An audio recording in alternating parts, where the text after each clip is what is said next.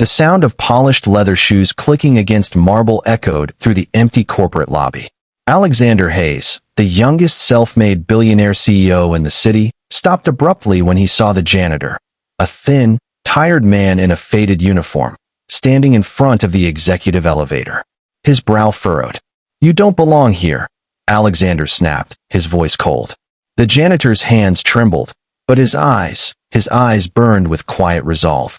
"I'm here for my daughter," he said softly, and in that moment, the air between them shifted, because neither man knew this encounter would change their lives forever.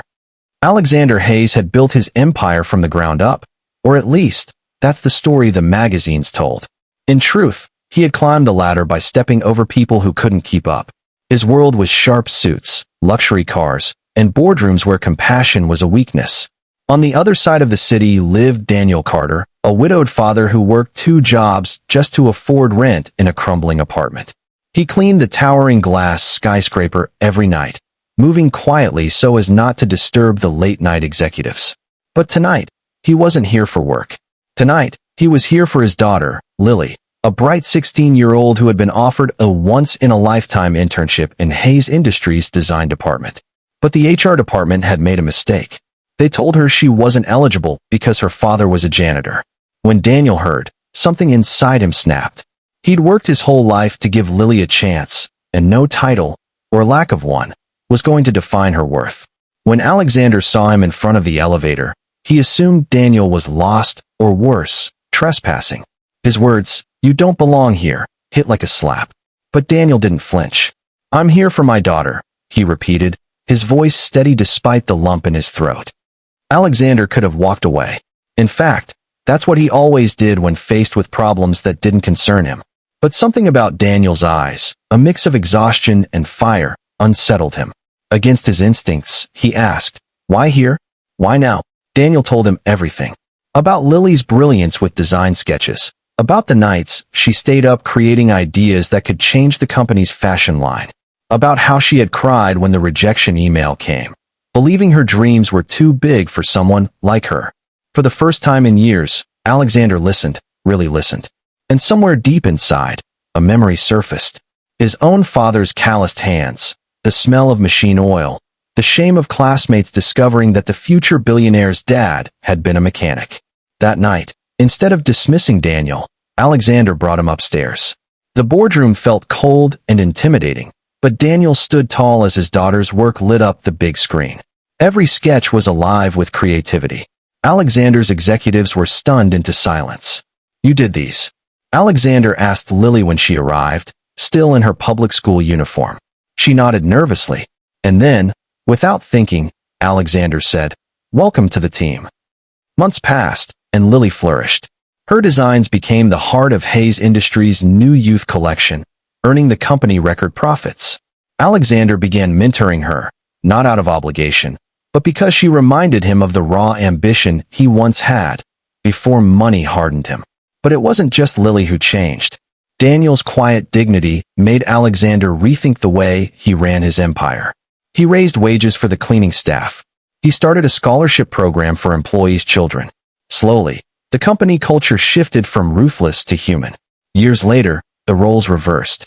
Alexander faced a personal crisis, a corporate takeover that threatened everything. Investors were pulling out, and employees were losing faith. He was ready to walk away when an unexpected group arrived at his office. The janitorial staff, led by Daniel. "You once gave my daughter a chance," Daniel said, setting a thick envelope on Alexander's desk. "Now it's our turn." Inside was a petition signed by hundreds of employees pledging loyalty to him, vowing to stand by him through the storm. Word spread, and investors took notice. The company was saved, not by contracts or deals, but by the very people Alexander had once overlooked. That night, Alexander stood in the lobby where it all began, watching Daniel mop the floor. "I was wrong that day," he admitted quietly. "You've always belonged here." Daniel just smiled. "We all belong somewhere. We just need someone to believe it." Years rolled by like pages in a book, and Lily Carter was no longer the shy teenager clutching a sketchbook. She had become the youngest creative director in Hayes Industries history. The world knew her name, but she never forgot the man who had once mopped floors so she could chase her dreams. It was a rainy Thursday when Lily found Alexander sitting alone in his office, staring at a resignation letter he couldn't bring himself to sign. His health had been declining, and the ruthless pace of the corporate world was wearing him thin. "I think it's time I stepped down," he said quietly, his voice stripped of the commanding tone everyone knew.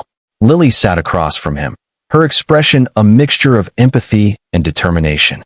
"You once told me never to let fear decide my future," she reminded him. "This company isn't just a brand. It's a place where people believe they matter because of you." But Alexander shook his head. "People don't remember kindness forever. They remember success." Lily leaned forward, her words sharp but warm. "You're wrong. I'm living proof that kindness changes everything. I wouldn't be here without you. And I think neither would Hayes Industries." That night, instead of stepping down, Alexander announced a new co-leadership model. He and Lily would run the company together. It was unconventional, but for the first time, the company was being led not just by ambition, but by vision and compassion. 5 years later, the city celebrated Hayes Industries' 50th anniversary. The Grand Hall was filled with gold banners, champagne glasses, and people whose lives had been touched by the company's journey. The guest list included heads of state, industry leaders, and in the front row, a humble janitor in a clean-pressed suit, Daniel Carter.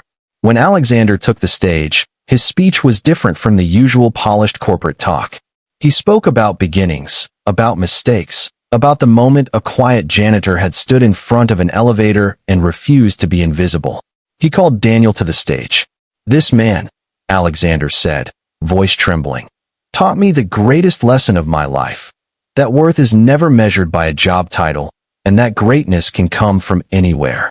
The audience rose to its feet in applause. Daniel, overwhelmed, leaned toward the microphone. "All I did was fight for my daughter," he said softly. "But along the way, I learned that when we fight for someone else's future, we also save our own." By the end of the night, Hayes Industries announced a new global initiative, the Belonging Project, a program offering opportunities, education, and mentorship to underprivileged youth around the world.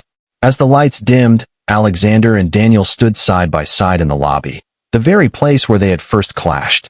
No words were needed. They both knew the truth. What had started as a moment of conflict had become a legacy of compassion that would outlive them both. Final moral of the story. The smallest act of standing up for someone can ripple across lifetimes, changing not just one destiny, but the world around it.